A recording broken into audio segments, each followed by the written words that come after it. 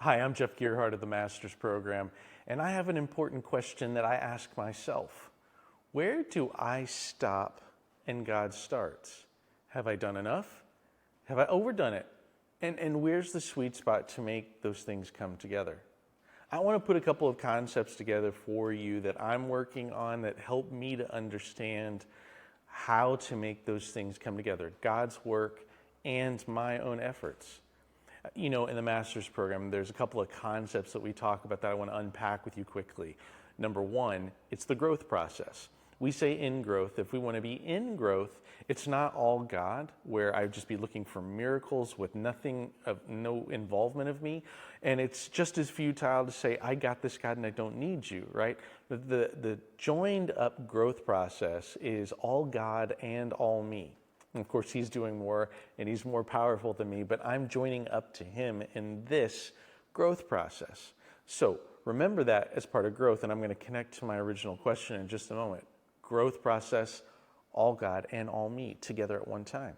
Second concept that we talk about in the Master's Program is the four soils. Now, if you want to read this in Matthew 13 or Luke 8, in fact, this time I'd say check out the version in Luke 8. And the reason is what we talk about that we unpack is Jesus' parable to say, hey, there's four types of soil that the gospel went out to. Two of them mattered. The third and the fourth soil, those that know Jesus, your seed landed in one of those soils. So how do I become a fourth soil Christian instead of a third soil Christian? Now, the point of the matter is that if I'm in the third soil, I'm being choked out by worry, wealth, and pleasure. That's what Jesus said. If I'm allowing my anxiety, my money, or the seeking of pleasure, then I'm going to choke out my fruitfulness, which is what we're all about. But if we're in the fourth soil, then what's put into us can be multiplied 160 or 30 times what God put into us, depending on our work and outcome of collaboration with him. So we're all about being in the fourth soil and being fruitful in our families, our kingdom lives, our careers, that all of that's integrated. Okay, two concepts, right? I said joining up in growth, one, and two, the process with which I would understand that my wealth, worry, and pleasure, if I'm seeking after those things or they're at, the front end of my mind, then if they're top priority, everything is going to get choked out. All my fruitfulness in the kingdom is going to get choked out. With those two things, I want to go back to my original question. Where do I stop and God starts? Watch this. You see, in my life, I do a lot of work, and so do you. You're a high achiever, and high achievers push because they want to get somewhere. But then the question is, at what point is enough? When do I say today's job is done and I'm done with today and I'm going to stop working and do something else? Well, here is where I've made all my efforts, and God's connection happens so long as my hope is high and my faith is intact. If I'm losing faith or hope and I'm crossing over the boundary and deciding I've got to work harder, I've got to push more, and I'm working out of fear, then I'm pushing away from faith and deciding it's all me. I'm going to figure this out, God. I've done enough work when my hope is still intact, full, my faith is engaged, and I've done everything that I can do.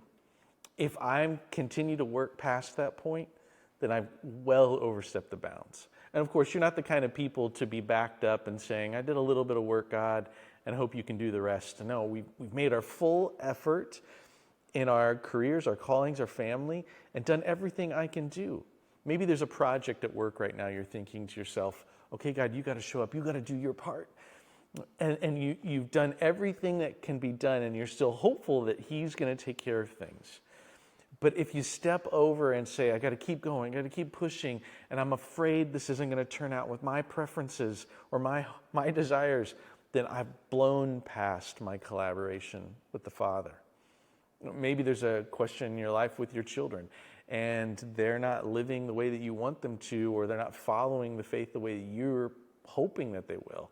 Well, you've got to make sure that you've done everything that you can do, but your hope is still intact, and so is your faith, and you've released your preferences to the Lord and say, okay, God, How this turns out is in your hands. All of these kind of questions are there for high-achieving people who don't like to be in places where they can't win.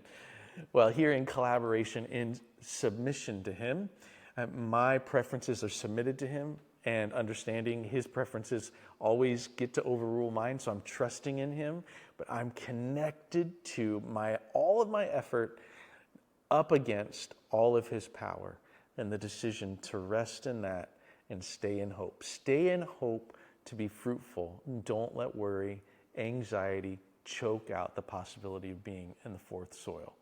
I'm Jeff Gearhart with the Master's Program, and we'd like to work these kind of strategies, these mindsets that help us to continue to stay impactful in our careers, maximize that incredible capability into our families, and ultimately, the most important thing, the thing that God made us for, to be fruitful here for him and his rescue mission to this planet.